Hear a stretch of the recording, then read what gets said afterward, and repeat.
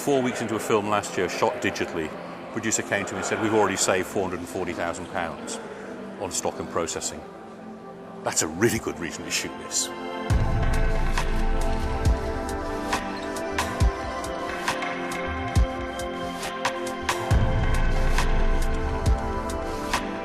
Jeff Boyle, DP, shooting mainly commercials, but now shooting more and more features. This is the F23 from Sony. They have gone out of their way to make it look more like a traditional 35mm camera with a mag that loads on the back or on the top. Obviously it takes all the film accessories as standard. It's built to take them, not modded later to take them. Control panels for ACs on this side. Because, strangely enough, when you're operating the camera, people can't get near a control panel on this side. 3 buttons here that are assignable, but neutral density filters, color correction filter, and then assignable to whatever you want. This one I always have assigned to the monitoring will switch between log mode or Rec 709, which is normal HD, more contrasting, more saturated. I knocked one of these during a take and the filter changed, and I said there should be a lock. And they went, what, like the one just under it that slides? It's like,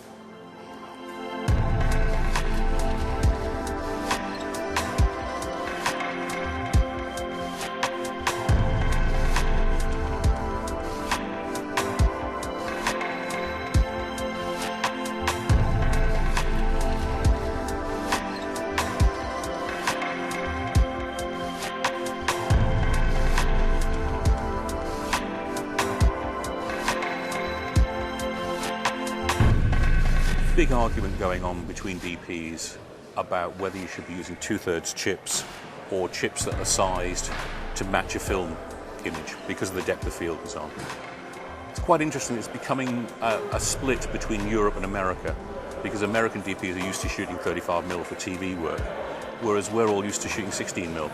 It's the same image size as 16mm. And what you've got here with the Zeiss Digiprimes are lenses that are optimized for these cameras that you can shoot wide open, so if you want the limited depth of field you get with 35, you can get with these because the lenses are sharp wide open. I saw pictures that were shown at NAB on it and was very impressed with the overall look of them. I've been a great believer in the Viper because it has, as far as I'm concerned, set the standard for cameras. With the log look from it, it's been able to hold highlights and shadows that no other cameras could. However, the F23 exceeds that capability. Matches it in the highlights, but the shadows go at least another stop past it, and the shadows are much cleaner, which was a real revelation to me about how noise-free the shadows could be on a digital camera. One of the nice things that film people demand of a film replacement camera, that's how I like to think of them, they're replacing film. A film replacement camera has to work not like a TV camera. It has to produce log data. So it's either got to produce at least 12-bit linear RGB or 10-bit log data. So there's no gamma corrector involved. It means you don't have to bother with color balancing in the camera. It means you don't bother with the matrix. It means you don't bother with detail enhancement. It's simply delivering the picture from the sensor straight onto the tape or onto the recording medium, whatever it may be. This is great. This is very low compression, full color space. HDCAM SR as a format is quite interesting because it was built originally for James Cameron to shoot Shadows of the Deep, stuff like that, where what he wanted to do was shoot stereo HD. So they built a deck that ran at 440 megabits per second and then overcranked it. They overcranked the deck and put another card in so that it would actually record 2 HD cameras simultaneously, both 1920 1080 422. Some bright spark then realised if it'll do that, it'll do 444 as well with lower compression. So that's what it will do now. But to get 444 into the recorder, HD SDI isn't good enough. Only 1.5 gigabits per second. You need 2.5 gigabits per second. So the cameras that will deliver that now need 2 HD SDI sockets on the back, and that's why the system cameras now all have 2 HD SDI sockets, so that you can record 444 onto an SR deck. It's what I expected from Sony in the first place.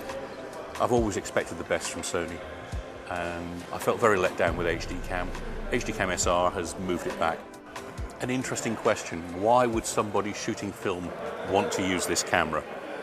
And you have to say in all honesty that the real world is producing very good pictures at the best possible price. And the fact is, it actually produces bloody good pictures as well. And it's getting to a point where fairly soon it's going to be difficult to make that decision. At the moment you make the decision on picture quality and it's fairly clear, but very, very soon it's going to be much more difficult.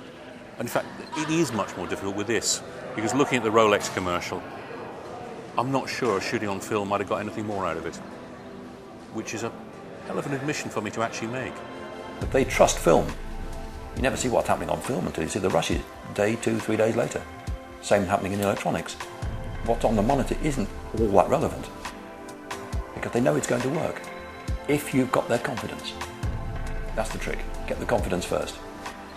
I think this has restored a lot of people's faith in Sony. I think a lot of people saw Sony becoming much more of a PlayStation domestic company and looking at the kit as they made news kit. And with this, they've proved that they actually make people kit for making real films.